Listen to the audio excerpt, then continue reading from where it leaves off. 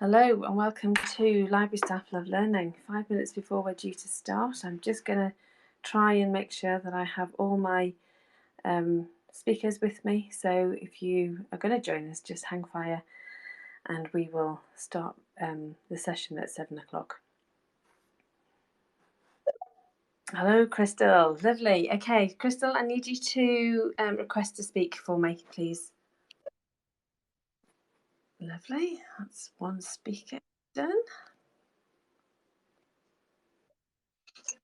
I can. Hi. Perfect. Hi. Brilliant. Hello, and thank you for joining me. It's always good when at least one speaker arrives. That's always Not a problem. Shall I pop myself on mute? Yes, please. While I get everybody else sorted. Right. Ruth, that's good. Is there? So Ruth and Rachel, lovely. I'm going to add you. Okay. So can I just check that I can hear Ruth? Hello. How are you? Hi, Elizabeth. I'm fine. How are you? Perfect. I'm great. Okay, I'm just going to try and make you co-host. So that's that one done. And Rachel, can I just check that I can hear you speaking? Can you hear me? I can. Hi, Rachel. Thank you. That's so good. You're very quiet, Elizabeth. I don't know if that's a problem at my end. Okay, I will. Is that a bit better? You're okay for me, Elizabeth. Is that, what was that? You're a perfect Still volume. very quiet. Okay, so I'm all right with Ruth apparently, and it's just with you. So maybe Rachel, you can. Okay, I'll fiddle around with my settings. Okay, lovely. So can I just get you to put yourself on mute? Perfect. Sabrina, good evening. I can see you too. Are you with me, Sabrina? I know you're just as listener so far. So Sabrina, if you want to join me, you need to request to speak. Corin, I've just seen you jump on. Can I get you to request to speak as well, please?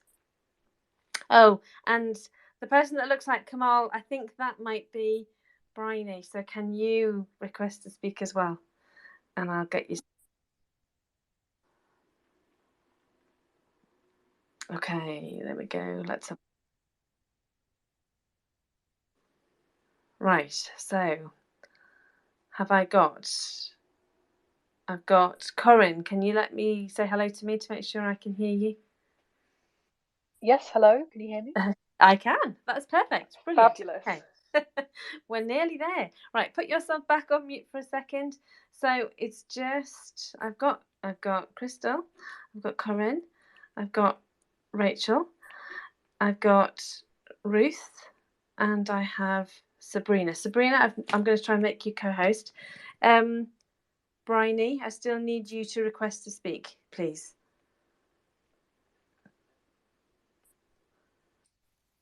Elizabeth, if I could just say, it goes really quiet when I request to speak. So I don't know if I could do that later on or... Oh, okay. All right.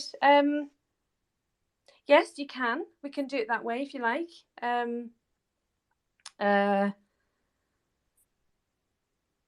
Yes. All right. So if you're struggling to hear, then take yourself off speaker, and when it's your turn, I will invite you back in. If that helps. Yeah, thank you. All right, no problem. Okay, so I still haven't got Briony. I don't know whether you're having trouble or not, but do you want to see if you can request to speak for me? Aha, there you go. Perfect.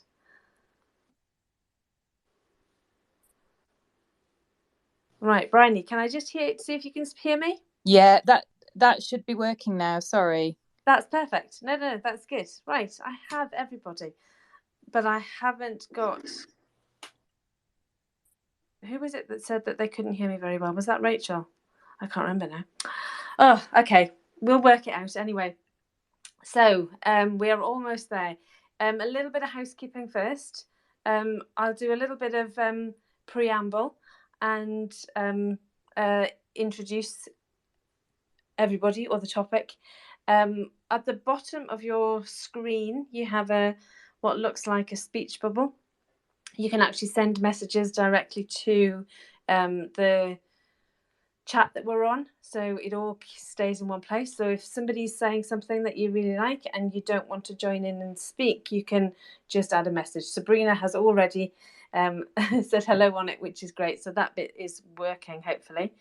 If you want to show your appreciation, laugh or cry at whatever we're saying, then there's an icon that's like a heart shape at the bottom of your screen.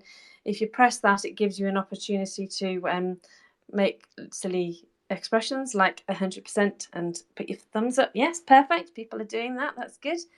And apart from that, we just have fun. It's a really interesting topic tonight. I'm looking forward to talking to you all. So I'm going to take a deep breath because we record this, and we'll start in a few seconds, just so that we have a starting point. Right. Good evening. Welcome to Library Staff Love Learning. On the 7th of November, we're talking tonight about educating and training our library educators. When Ruth and I were discussing this topic, and Sabrina a while ago, we were trying to sort of work out what it was that we should be discussing. Chartership comes to mind because it's something that I have done.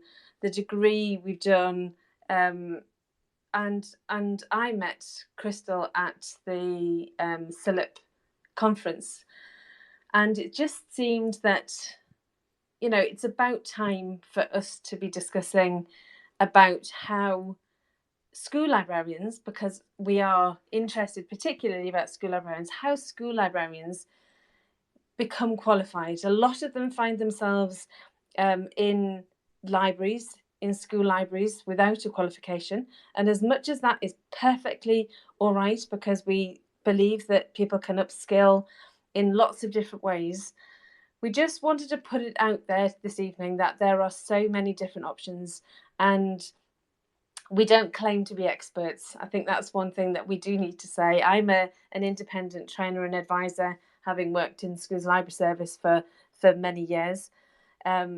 Sabrina is a school librarian, Ruth is a school librarian.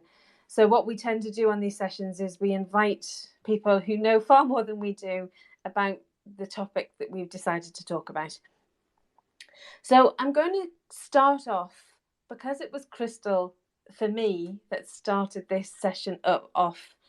I'd like to invite Krystal in just to introduce herself slightly and tell us a little bit about the apprenticeship scheme that has started. And I have to admit, Krystal, I know very little, so you're going to be teaching me a lot this evening, I'm sure.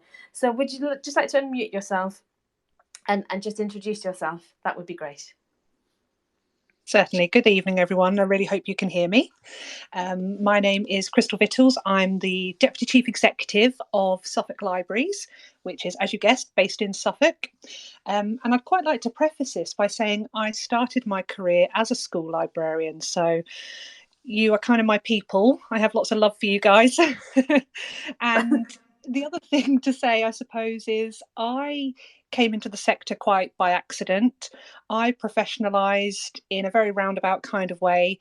And so when Elizabeth asked me to do this, I was really excited because, you know, this could be slightly risky me saying this, but I've always felt that, you know, in the past particularly, the profession, there was quite a lot of gatekeeping around professionalisation with libraries and library services, and there was a very traditional route into it, and that's not always very inclusive for people because everyone's got different things going on in their lives, and you can't always do a degree or a master's, etc., to reach that level Absolutely. Of professionalisation. So the level 3, very excited about. So what it is, it's an apprenticeship standard, a pathway that SILIP developed. Suffolk Libraries was part of this, and that was to expand the sector and give people new and more inclusive routes into professionalisation, as I said. And like I said, you know, this is about providing access for people and widening it. And SILIP, you know, have been great over the last several years. They've really listened to the sector about this and responded appropriately through a variety of ways, one of which was the expanded way to achieve chartership, which I know someone's going to be talking about. And more recently, it was the development of the level 3 apprenticeship standard. And in fact, I'm actually part of the Trailblazer group who are working to write the level 7 standard, which is very exciting stuff. And I'm learning even more stuff about my own profession, which is just so wonderful. To give you all just a really quick overview of what the level 3 is. There's a lot involved in it. You can go online and look at this, but the broad purpose of the learning journey, and a person to attain level 3 will have to do or be able to display the following to a high professional standard. So I'm just going to read this out to you all. So understanding the needs of people using information in all its formats, including digital, which we know is ebooks, video files, etc., and analog/physical, so books, journals, newspapers. You also need to be able to show that you can organise and manage those information resources, including arranging and displaying the resources, marketing and promoting the resources, and providing access to those resources. And finally, provide a range of services such as libraries, archive knowledge, customer service, learning support, etc., that help people to use and value the resources available. So like I said, the level 3 is much more involved than those 3 top bullet points, but I think they just give a really good flavour of what that level 3 is looking to achieve. And like I said, there are a number of really interesting and involved duties which you can develop and hone to get that level 3 standard. And I think it really is worth delving into the Institute of Apprenticeships and Technical Education website, where you can actually go on there and really see those all laid out. And I'm sure Elizabeth can probably put a link to that as a follow-up. Certainly, absolutely. I think it's fascinating that something like apprenticeships has suddenly become available. I think it sounds really exciting. Is it something that you can do when you're working full time? What does it look like that way?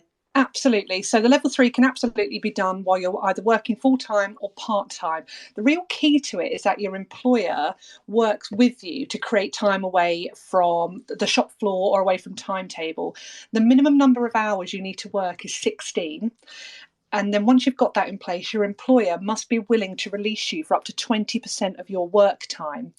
And so what that does, that allows for you to complete the apprenticeship pathway within 18 months. Although I will say that doesn't include the endpoint assessment, which I could be wrong. I think it's up to 3 months for that endpoint assessment. And how that's done is in a variety of ways. There's a presentation, there's a portfolio. And I will say the endpoint assessment can only take place once the employer is satisfied and the training provider is satisfied the apprentice is working to the standard required. Because then once you put yourself onto that final pathway, it's SILIP who become the endpoint assessment organisation. Does that make sense? It does, yeah. I think it's quite a lot of time released away from work by the sounds of things. Yeah, it is really involved because it's really hands-on. It's all portfolio based, and also you're going out and learning from people. So I only understand it really how this works in a public library context. So my colleagues who are on this pathway at the moment, we release them for 20% and they'll go off and spend time at the stock unit, or they'll come and spend time with me, who's working in the central team, who's working strategically, so they're kind of moving about a lot and just using that time to learn. But you're right, it's a big commitment. So do you know, as far as school librarians are concerned, how it would work for us? That's a good question. because it's quite a different. I think I can really see that if you're working in a public library, when I did, it's probably nothing like it, but it sounds a bit like the City and Guilds that I did way back when, and we were given release and time off to be able to go and visit. I think it was the first time that I went to visit the Boston the library at Boston. What's the one? My brain's gone. But anyway, a big library in Boston that I was supposed to look at. It was that kind of release that allowed us to do that.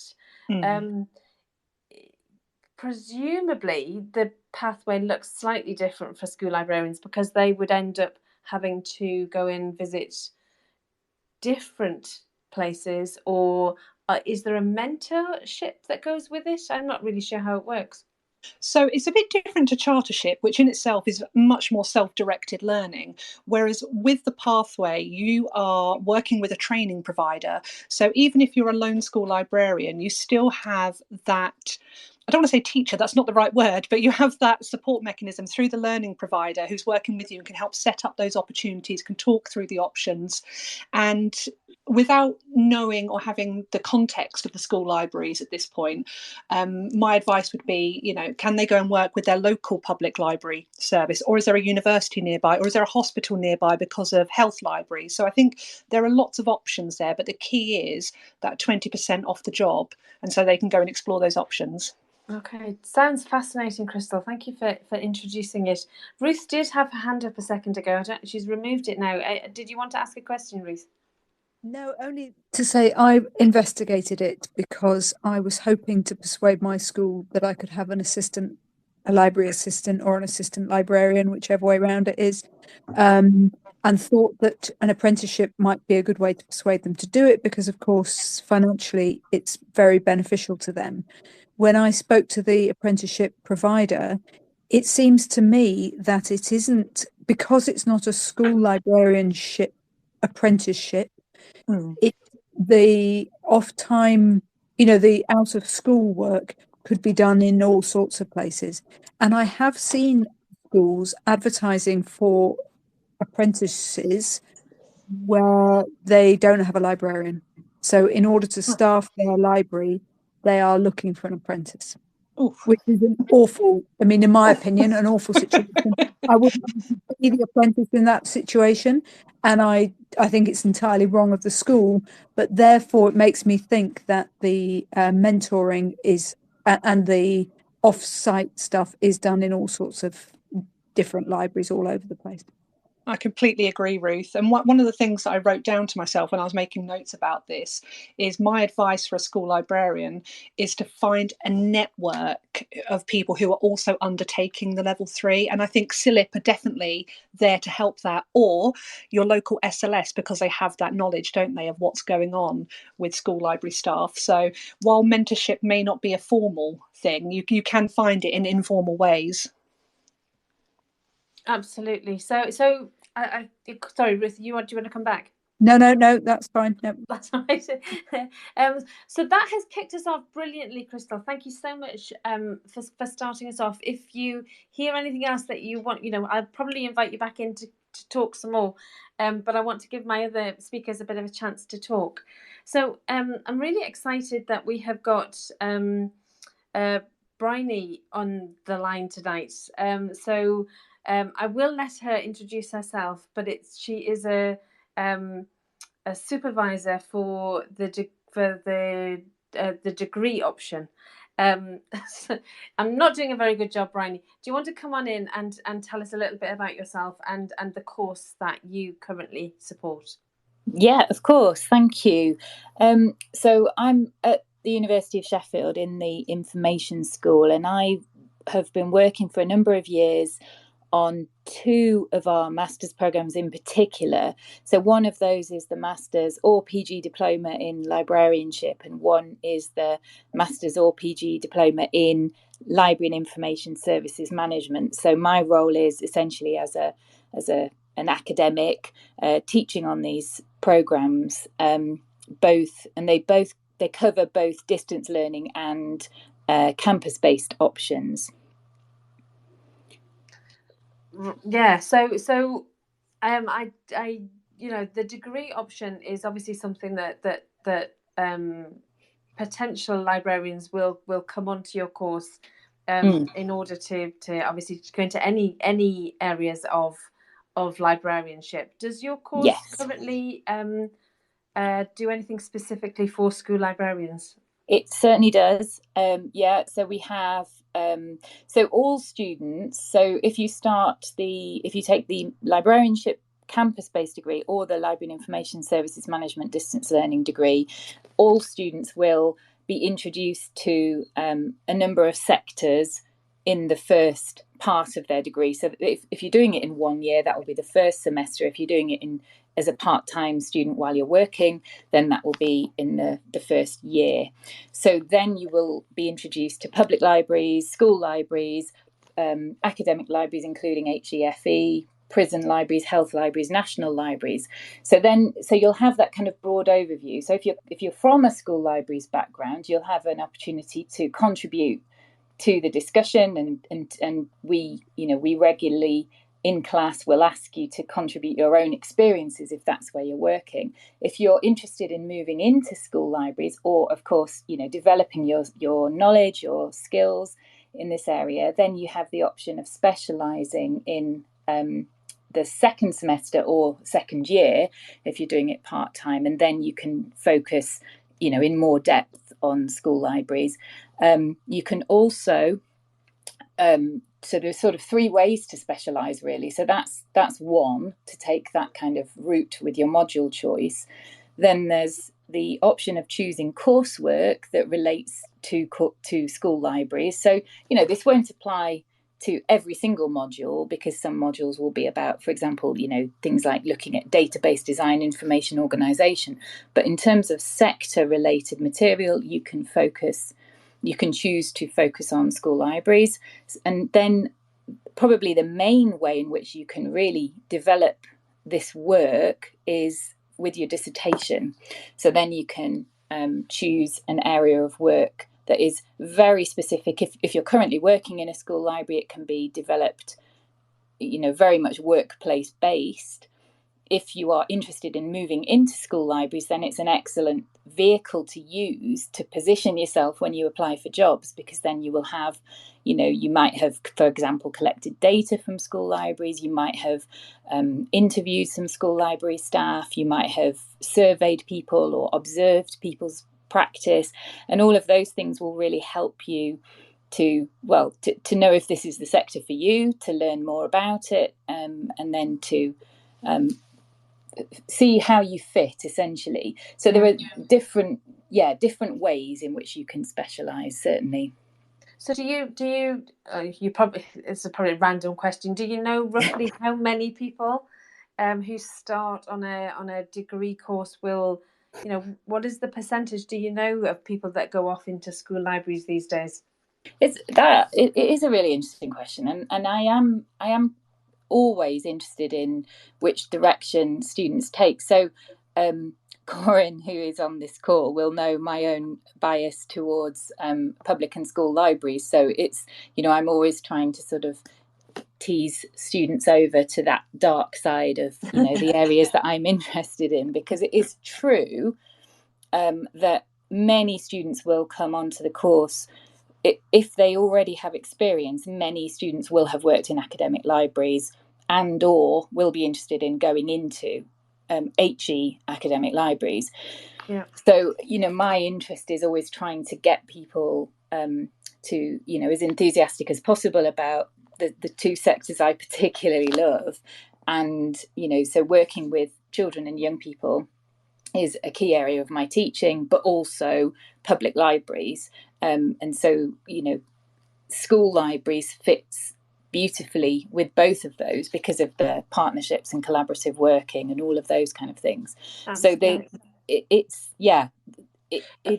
In answer to your question, I would say not many students come to us having worked in school libraries on the campus-based programme, but quite a lot of our distance learning students are currently working in school libraries.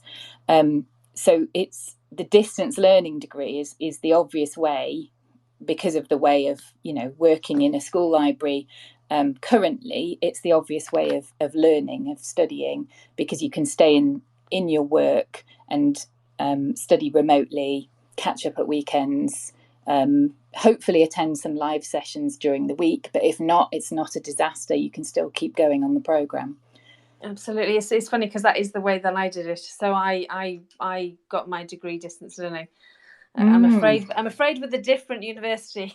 No, that is fine. I think there's an assumption that we're all, really competitive, but honestly, in this climate, I would say it's actually very important to choose the degree that fits you, and it might not be Sheffield, and that's the thing. So there are different types of distance learning degrees. So other really good ones exist. Absolutely. Actually, while you're there, one of the questions that comes to mind is that school librarianship is in a really bad place at the moment, as far as schools not employing qualified librarians and wanting to really pay low level salary for a basic job, as opposed to the job that a professionally qualified librarian could do. And some of that seems to be because schools don't understand what qualified school librarians can do. It must be very difficult from your perspective to try and encourage students into that profession because of that. Do you find that that's the case?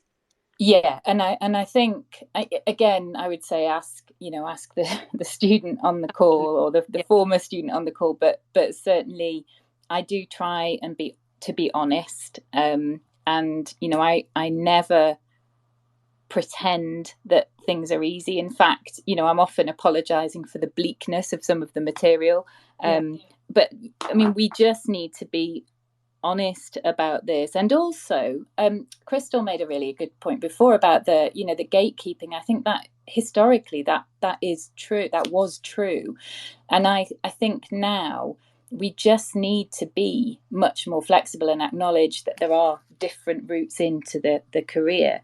But what at the same time, the really important bit is to recognize it, for the very skilled work it is. And so clearly, one of the main dissertation topics that I've supervised over the last 20 years has been school library staff, essentially how they work with schools and how they convince schools of the validity of their work and the importance of their work. So it's clearly a major concern for those currently working in school libraries or planning to.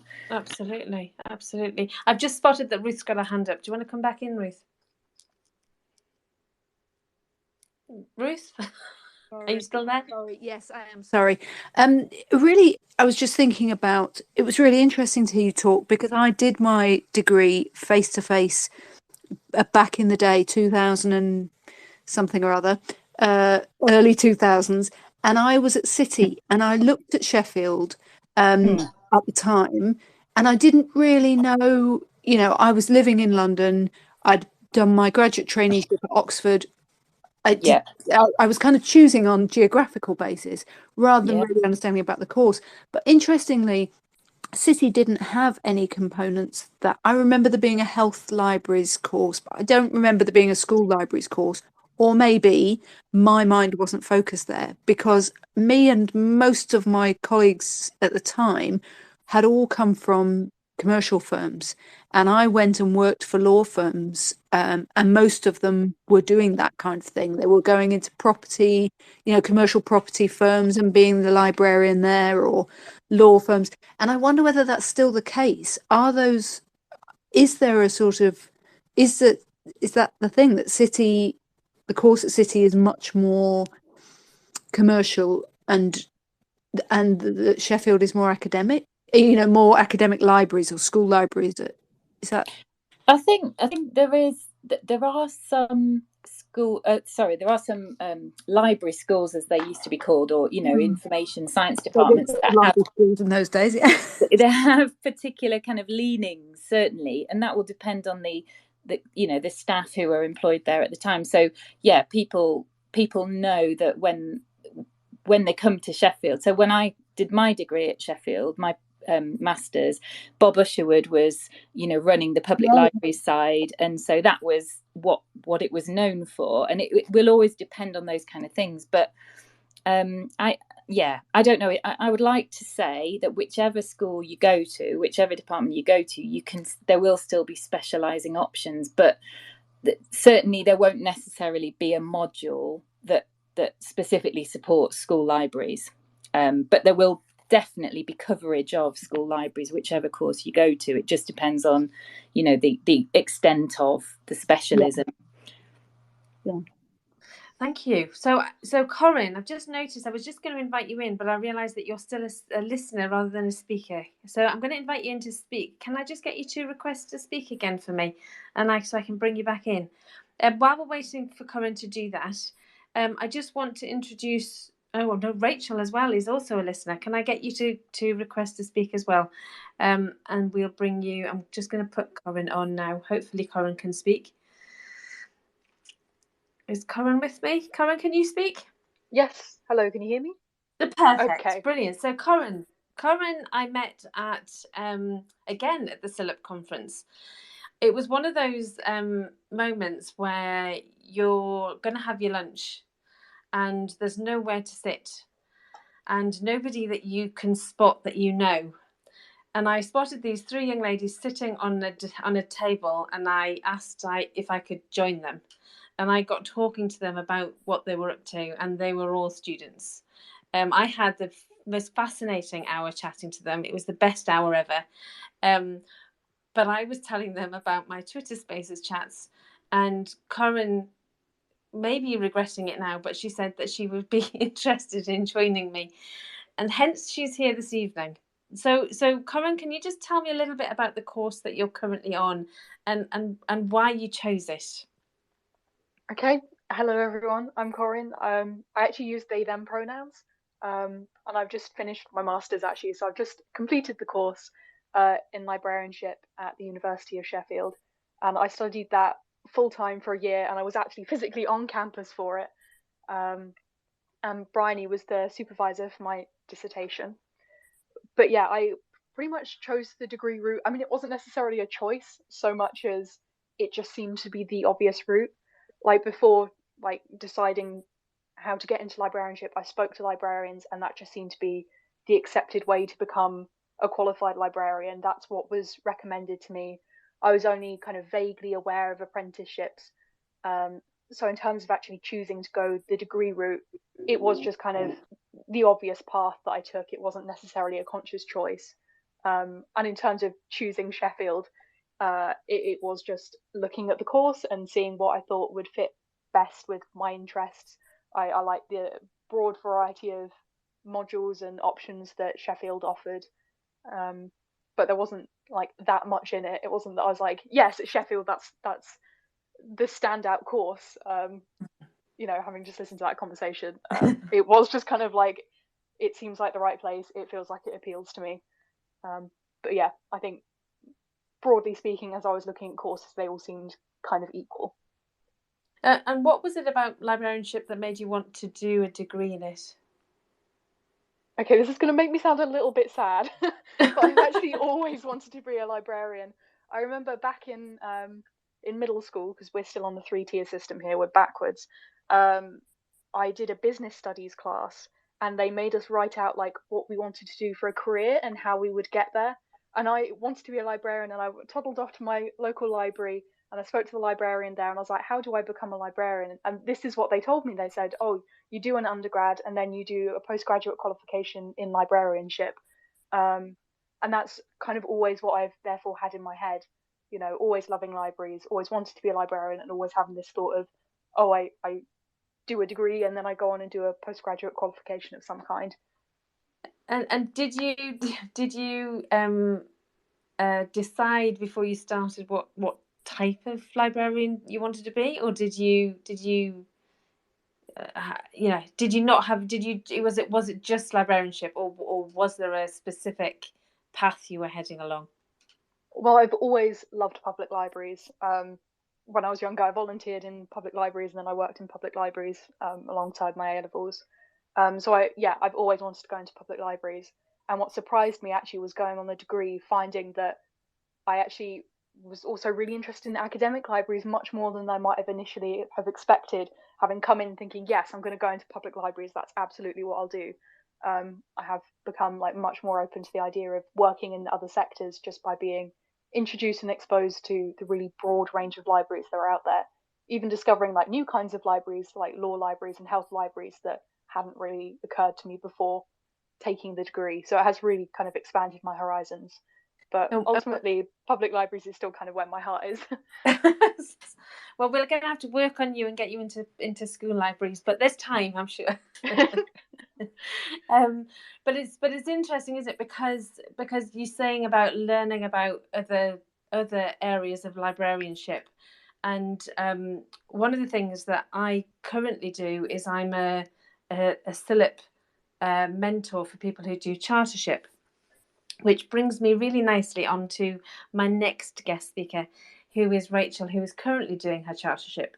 The reason that I mentioned the link was because as a CILIP mentor, when people are doing their chartership, you're supposed to mentor people who are not in the same area of profession as you are. And I've come across some fascinating areas of librarianship that I was really unaware of. So I've mentored somebody from the health libraries, a fascinating lady, doing all sorts of things that I had not even begun to imagine. So that's a wonderful thing about chartership, is the fact that it does broaden your horizons and make you understand that there's more out there. But enough from me. Rachel has been sitting quietly for a while now. Can you just introduce yourself, Rachel, and let us know who you are and what you do, and maybe tell us a little bit why you decided that chartership was a route for you? Yeah, sure. So my name's Rachel Huskisson. I've worked in school libraries for about 6 years now, and prior to that, for a short time in public libraries. My background is science. Actually, I have a biology degree, and then I took a 15-year break to bring up my family. So this is kind of like my second career. And I found myself going from a library assistant in a school about 3 years ago into running a school library myself, a solo librarian, and fully aware of all the gaps in my knowledge. So was trying really hard to get CPD and stuff and learn a bit more about what I needed to do. And during that time, I signed up to mentorship with the SLA and had a great mentor from the School Library Association. And it was her really who kind of encouraged me to consider chartership, and because I was kind of doing a lot of it anyway. And it seemed to really fit with my life. You know, I've got kids at home. I was working part-time, so did have a bit of time to do it, but I could really tailor it to my needs and the specific areas that I felt I was lacking in the new school I was in. So yeah, that's why I did it. And I've forgotten what the original question was. More why you decided that you wanted to do the chartership, but I sort of covered that a little bit. Has it been because you've submitted your chartership now? Is that the no, I'm not quite there. Oh, yeah. I'm hoping by the end of next week to get it submitted. But yeah, I'm very close and feeling really positive. So yeah. Good. So tell us a little bit about the journey of chartership. What has it meant, and what have you had to do for it? Okay, so for those of you who don't know, it's run through CILIP. There are 3 different levels, and chartership's the middle one. And basically, you look at your skills and knowledge base. There's this whole thing called the PKSB, and pick out areas to show that you're improving your knowledge and understanding in those areas. And the way you do that is through a portfolio. So you have to create evidence that your knowledge has improved and your skills and how you apply it. There's a lot of reflective writing. You do an evaluative statement, and then you tie in all these pieces of evidence. And there are 3 criteria.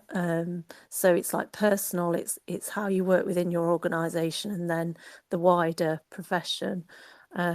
So it's been fascinating, really, and I've learned loads about mostly about the wider profession, because I've just come through this kind of narrow route of school libraries, and don't have a lot of knowledge beyond. So that's been really interesting to try and find ways of learning more about them, and it's been good. Okay, so the critical evaluation side of it, I thought was always useful for me. I think that I found that that reflective writing was such a big deal, wasn't it? It's such a different thing. And it didn't come naturally. It's taken me a lot of like, how do I do this? And I think it's and also sorry, go on. No, go on. I was just going to say the biggest sort of takeaway for me has been how you demonstrate to your organisation the impact you're having. So I'm quite creative. I come up with lots of ideas, but what this has taught me is that there's no point doing that stuff if it doesn't tie in with the school aims and the organisation aims. And that is, I think, for school libraries in particular, is so important because of the current climate. And we're constantly having to justify what we're doing. And if you can provide really good evidence and show your impact, then it's really valuable. So, absolutely, yeah. It is certainly one of the things that I think is truly sort of it's good for you as well as for progression. It's a big thing. I'm just going to bring Krystal back in because she's got a hand up. Oh, thank you. I just really want to reiterate what Rachel's just said there. She's just made an absolutely brilliant point about demonstrating the impact and the value of whichever route is taken. And it's definitely been something that I've had to think about, because I think I took it a bit for granted, really, because in my mind it was like, okay, we're going to get this cohort of people onto it, and then they're going to come out with this level 3 qualification. And then one day I was like, but then so what? What do I do for these people? How do I help them move on to the next stage of their career? So as an employer myself, I have to really, really think about that and take that to heart. So I just really wanted to underline Rachel's point. Absolutely. And I think it is important, isn't it? Is the fact that whichever route you take, it is about progression. It is about professional development.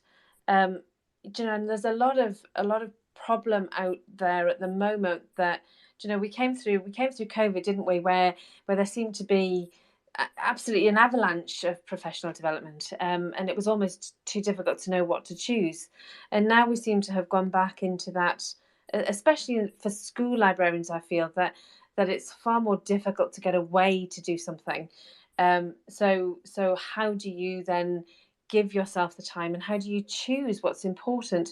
And I think, all the different areas of education for librarians is a brilliant opportunity for everybody to decide what it is that they're going to do. I want to push a question out to all 4 of you. That was one of my first questions that I forgot to ask. But why, I'm going to ask each of you, why do you think it's a good idea to have a professional qualification? There's a lot of people out there that think that, and quite rightly so in some cases, that you can move into a job. We're going to talk about school librarians. You can move into a job. You can learn on the job. Why do you need to have a qualification? What is it about the qualification that is important, or why does it make a difference? Can I start with Briony? I'll push it out to you first. Yeah, thank you. It's an important question, because every year I'm just full of admiration for those who give up the time and money to study. It's a huge commitment. It's a lot of work, and you need to know that it's going to be worthwhile. So the sort of easy answer here is that if you do a professional qualification, such as a master's degree, you are developing both the breadth and the depth. So, as we've discussed already, you can come into the course with no experience of a particular sector. And as Corin was saying, you can leave with a completely different perspective. I went in, having worked in academic libraries, and left completely convinced that public libraries were for me. And it's that kind of, exposure to other sectors that you gain. But you also gain the theoretical perspective, the understanding of why things are as they are. And so topics that we're discussing in class at the moment, things like, why it's important to understand the political context if you're going to be a practitioner, questioning the neutrality of libraries. What does neutrality mean? Looking at ethics and how they're sort of developed and how we can apply those in the workplace. So that's the sort of thing. So yes, you can get a lot of that on the job. Of course you can. And in many cases you can develop more effectively, but it is one route, and I would never say this is the only route to become a professional librarian, but it is a very effective route, for those who engage with it and specialize. And you can really, and I speak personally, having done it, you can really develop some new ways of thinking that you can then apply in the workplace. But yeah, I am not ever going to say it's the only way to become a professional librarian. No, thank you. That it's certainly the degree route and the chartership route certainly gave me a much broader perspective on the different areas, apart from anything else, of librarianship, as well as ways of thinking. So you're it's a it's coming to study. Personally, I came to studying it later in life as well, and having not been particularly academic at school, I think when you find your passion, it makes such a difference to what it is that you end up falling into, as I did. But yeah, okay, so let me bring Krystal back and ask you the same question. Why do you think it's a good idea to have a professional qualification? Well, I can't really build on that previous answer. That was fantastic. Do you know what? When you first asked that question, Elizabeth, the one word that came to mind, and I keep circling back to this lately, is the word ethics. There's a reason that ethics is at the heart of the PKSB, and it's a reason that you will find it on any degree course, any chartership route, any apprenticeship route. That is the absolute core of what we do. And the reason I say that in my context at the moment, as someone who now works in public libraries, we are absolutely fighting for our lives like we never have before. It's very scary, and you have to make choices, and you're having to make choices around things like fundraising and how you expand your offer. And sometimes you're tempted to do certain things because you think, okay, that will see us through to the next bit. But then you think, well, actually, is that the ethical thing to do? Is that the right thing for our communities? And I think what I found taking the degree, and I'm currently doing my fellowship at the moment, is grounding myself back in our ethical reason for doing what we do. And I'm so glad Briony spoke about neutrality.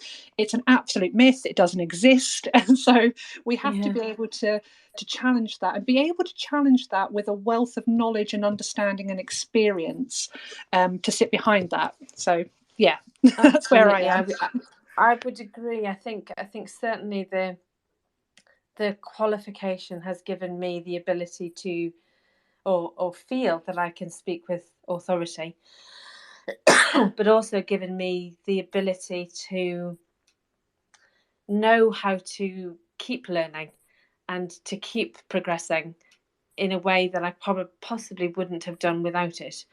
It's a difficult question to ask, Corin, but why do you think a professional qualification is important to you? I think is the question. To me personally, it was kind of the chance to look into the theory and ideas behind librarianship. So having done some work in a public library, there was a big difference between what I gathered on that job versus being able to actually sit down and have those discussions. As Briony was saying, having the time and energy that is dedicated to just doing that. Because obviously when working, on a job in a library, I was too busy serving customers to have an in-depth discussion about, the relationship between libraries and social justice or whatever. Absolutely. So I think actually having that arena where I was able to sit down with peers who were also developing their ideas to just discuss things. And I think that's kind of where a lot of progress happened in terms of being able to push the boundaries of thinking in the realm of ideas where it wouldn't necessarily be practically possible in my job. And then now when I go on into a new job, I'm able to take those ideas and sort of put them into my work. And I just feel like having that professional qualification has really elevated my understanding of librarianship and therefore hopefully my practice. What a fantastic answer, Corin. Thank you so much. I think it's what you've highlighted, especially for school librarians who work on their own, is that it's very difficult to have that professional qualification, a professional discussion with anybody, because like you say, you're doing your day job, and actually understanding what there is out there and what else you can do is not possible necessarily on a day-to-day on a day-to-day what am I talking about? It's late. Anyway, let me bring Rachel back in because I'm talking rubbish. Rachel, obviously you're in the position where you have chosen the chartership route. Why was the professional qualification important? And obviously I've just waffled on about the fact that you're on your own. How have you managed to make sure that you're getting the information that you need?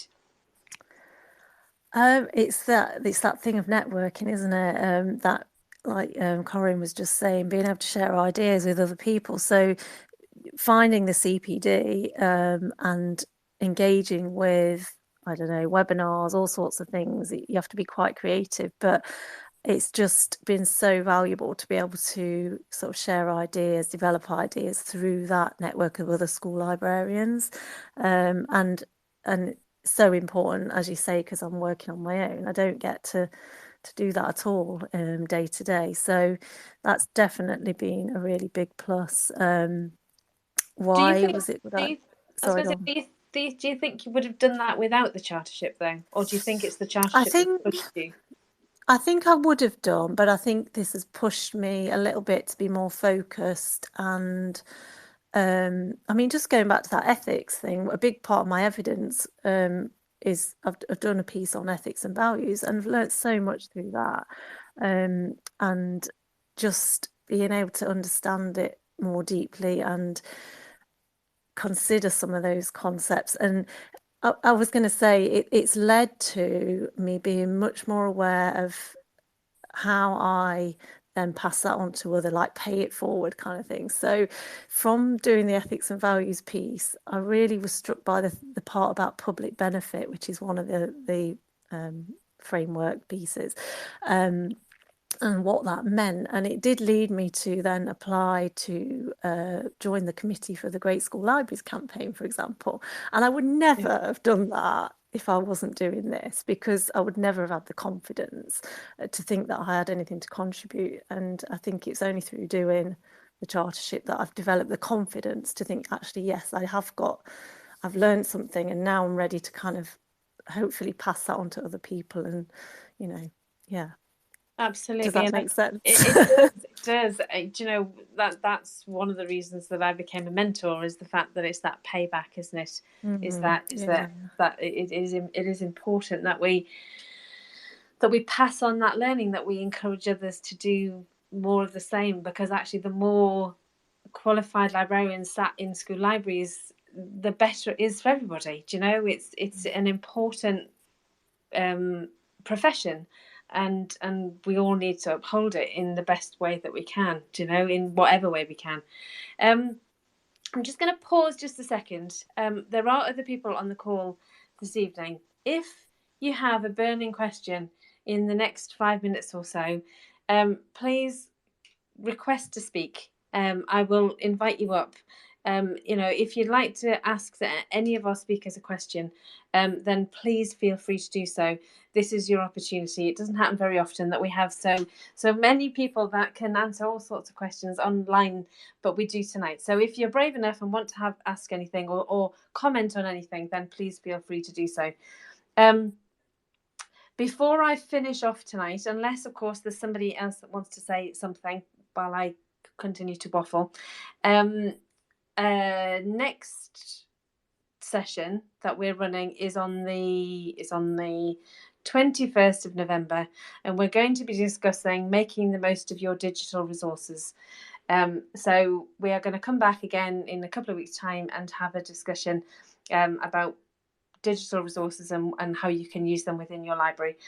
Oh, there are people with hands up. That's good. Okay, so I'm not going to waffle. Go on then, Sabrina. Come and join us. Tell me something. Well, I just want to say thank you to everyone, because I'm probably the least qualified person on this call tonight. I have a primary education degree from 10 years ago. No, probably longer than that now, actually.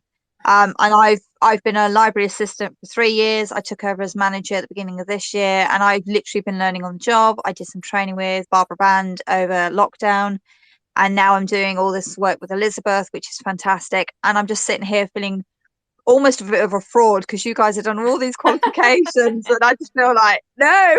So thank you for so many options for me to go and choose now on how to carry on doing my qualifications. Thank you. Well, the fact that, Sabrina, that you're on this call and you are co-hosting with this, it means that you're already heading in the right direction. Can I bring Ruth in? Yeah, absolutely. I just wanted to say I'd forgotten what an interesting subject it is. I am so involved in the day-to-day, and you know, this is my fortnightly chance to put my head up and actually think about the profession, and it's really lovely to hear people talk about it and be passionate about it and be outside the kind of nitty gritty of it. But also, I was thinking about how these different qualifications are viewed by the outside world and whether they are understood. And my parallel in my mind is accountancy and all the different levels of accountancy, and whether you're a chartered accountant or a certified accountant, whether you're a management accountant or vice, I don't know, all the things that you can be. And whether we have a similar situation and whether that's understood, because my concern is that I've got a master's, I've got my chartership, I haven't reached fellowship yet, but I'm not sure that is valued by the outside world. And while I'm all for all sorts of different routes into the profession, those are only valuable routes if if employers understand that I'm offering something more to them than is being offered by somebody who isn't yet qualified. And I don't think we've got that message across somehow. Certainly in school librarianship. I must agree. I have to agree with you. Krystal's got her hand up. I wonder if you are able to have you got an opinion on what Ruth has just said, Krystal? I've always got an opinion, Elizabeth. Actually, my first point was just going to say to Ruth, what an absolute outstanding point. There's only so much point to having these qualifications if they're not recognised by people. I haven't cracked that. I'm still working on that. I'm still working not just on the qualification side, but actually the value of libraries itself. But I think the more that we shout about it, the more that we demonstrate, what a material difference these different routes into the profession make, the better. And also, I'm going to have to tell Sabrina off for doing herself down, because that was going to be my second point. I've got a real thing about women in the workplace, women in leadership, and don't ever talk yourself down, Sabrina. I think, from what I've heard of you, you're just so, you belong in this space. And yeah, anyone on the call ever saying they're a fraud, I'm going to come after you, because you're not a fraud. You're here for a reason, okay? We're all on different parts of our journeys. And the final point I just wanted to make really quickly, it was actually a practical point that I didn't raise before, just about the apprenticeship. And in order to move on to the endpoint assessment, you have to be able to show that you have a recognised qualification at level 2 in English and maths, or if you don't, you have to go through an additional endpoint assessment to attain those qualifications. And that can be a bit scary for people. You're like, oh my god, I still have nightmares of GCSE maths exams. It's not. They will walk you through it, and we've had experience of that with some of our folks over here. But it is one of those practical things just to keep in mind. But if you've got like your GCSE qualification certificate somewhere, then you're fine. Fantastic. It's so good to have so many different options and so many different routes. And like you say, we all have imposter syndrome, and I think we all need a Krystal around to tell us to book our ideas up and value our own worth. I'm going to have that's my phrase for this evening. We all need a Krystal. Can I just bring Briony in for one last, how would you like to finish off tonight's chat? Have you got any words of wisdoms that you can part us with? Wow, that's quite a tall order, isn't it? Words of wisdom. I don't think I've ever had any words of wisdom. Oh, there I go again, doing the woman thing. So, well, I think there are a lot of preconceptions, aren't there? There are preconceptions in our professions. There are preconceptions about our degrees and what they are.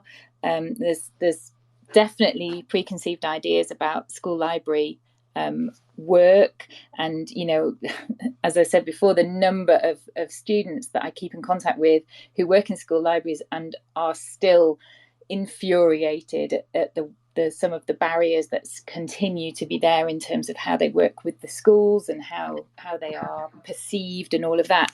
But I think the main thing is it's about what you get from this process. So honestly, this is genuinely true. And I know people always say, just today I had a call, but I genuinely had a call today. And it's from one of last year's students. And she's finished the part-time program and came on, and she said, I just wanted to say that I've got a new job. And this often happens. I'm often told, we keep in touch with people, they say what jobs they've got. And she said, I have a job because I had a job before I came on the program, and I already was working. And she said, but what it's done is it's made me so much more assertive in that job. So I think one of the things that you said before about what do you get from it, and what she has managed to do is negotiate a completely different position, much more responsibility, more money, and she said that's because of the confidence that this has given her. And that's what she's taken from the course. It's not what we've provided. She has done that herself by working through it. So I think it is something about whatever route we choose to take here, it's about what we're putting into it. And and students like Corin, who were fantastic and had loads of brilliant ideas, but could equally have just finished the course, ticked a box and gone away. But it's about making that contribution throughout the year, and really looking for opportunities to join things, to take part in things, to volunteer at things, to sit in on meetings, all those kind of things. It's all there for the taking, but that doesn't answer your original question of how we then make people recognise how important we are. So there we are. Yeah, there is a lot of hard work left to do, isn't there? Right? There really is. Yeah. But I think you're right. I think it's the fact that we need to be brave enough. We need to understand our own worth, and we need to ask. I think the fact that Krystal said it's a very woman thing. I do have an example of a man going for a school library job that was term time only, and he talked himself into a head of department role.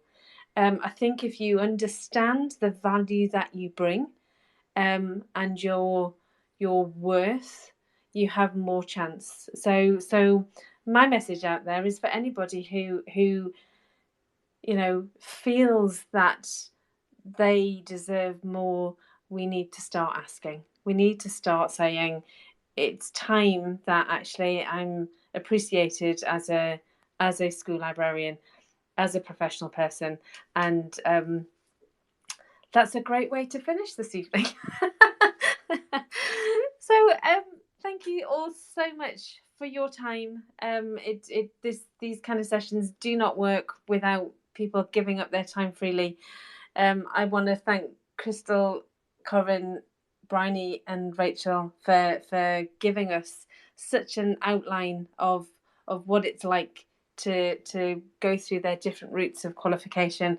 I hope that we've inspired a few people to think of how they can move forward. If you're looking for professional development, here's the plug. I am an independent trainer and advisor, and you can join my membership. I'm really cheap. Okay, so thank you so much for joining me this evening. We are at 8:00. How wonderful is that? Have a really nice evening, and hopefully we'll see you in a couple of weeks' time talking all about digital resources. Thank you very much. Bye-bye. Thank you. Good night. Bye.